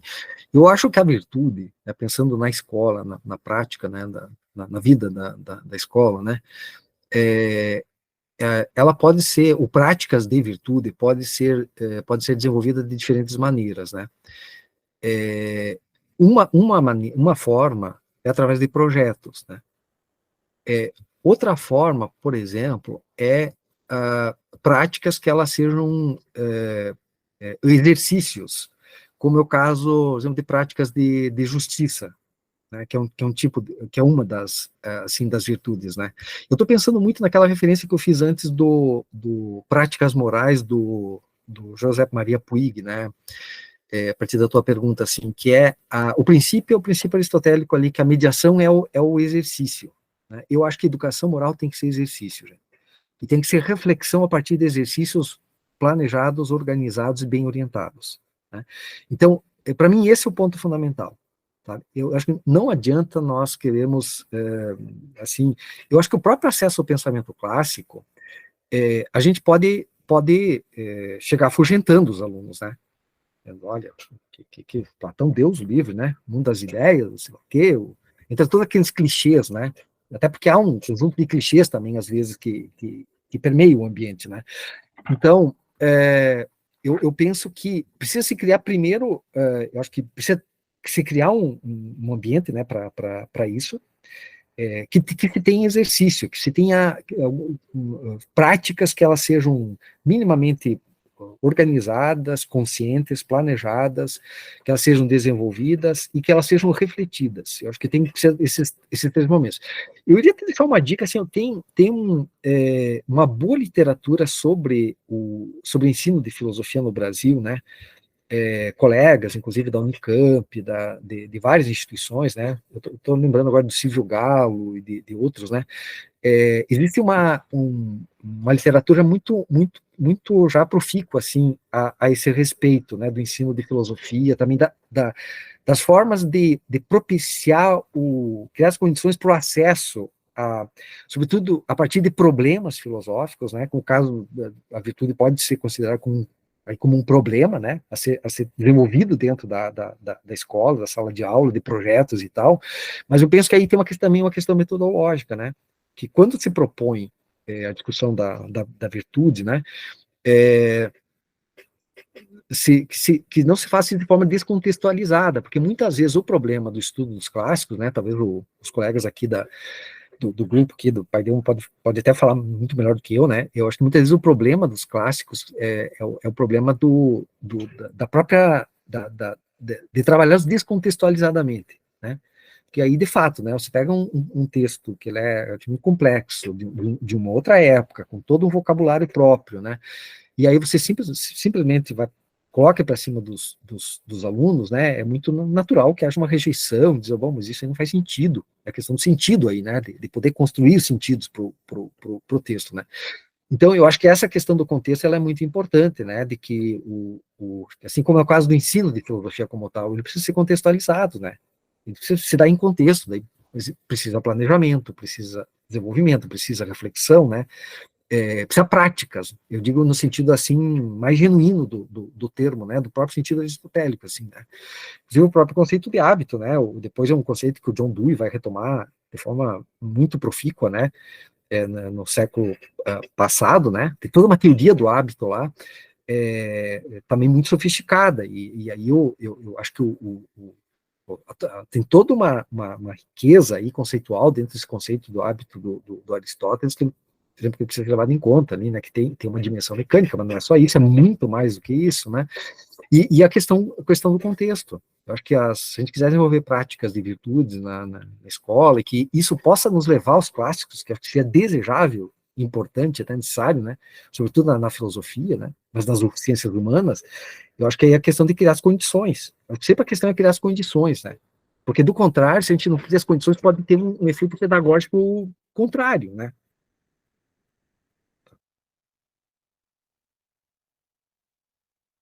Se me permite, Ângelo, essa pergunta eu achei muito interessante. Talvez, pensando aqui, talvez partir da pergunta que deu origem àquela obra ou àquela reflexão de determinado autor ou autora.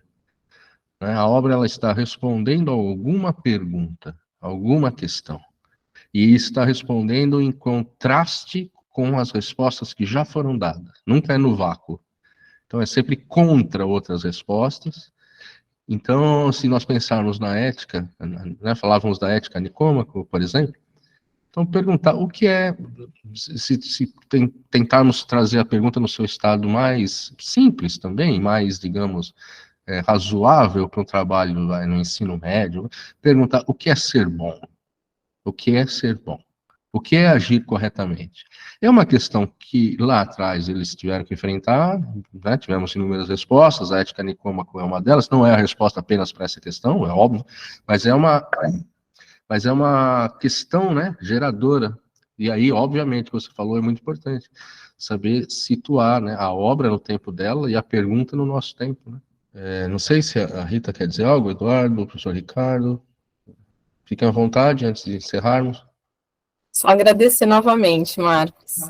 Obrigado. Nós que agradecemos. Então, é isso, professor. Não sei se tem algo a dizer antes da gente encerrar, fique à vontade. Não, eu só queria agradecer muito, Marcos, ao convite, a você, a equipe organizadora, parabenizar, né? Dizer a enorme satisfação em conhecer também os demais colegas aí, né, que estão envolvidos, né? E queria dizer da admiração que a gente tem pelo trabalho de vocês mesmos, não conhecendo todos vocês, viu?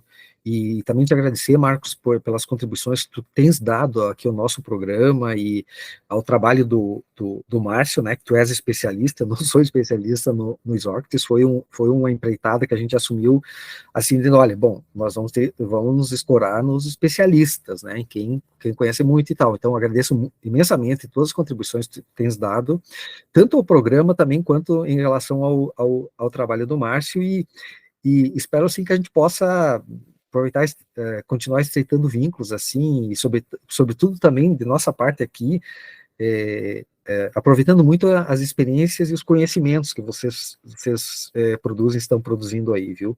E que vocês continuem corajosamente andando aí nas mãos e na contramão, né, da vida acadêmica, né? A contramão na contrapelo. É isso, na contramão e a contrapelo, né? Caminhando contra o vento, sem lenço, sem documento. Muito obrigado, de verdade. Tenham todos uma boa noite. Nos encontramos amanhã.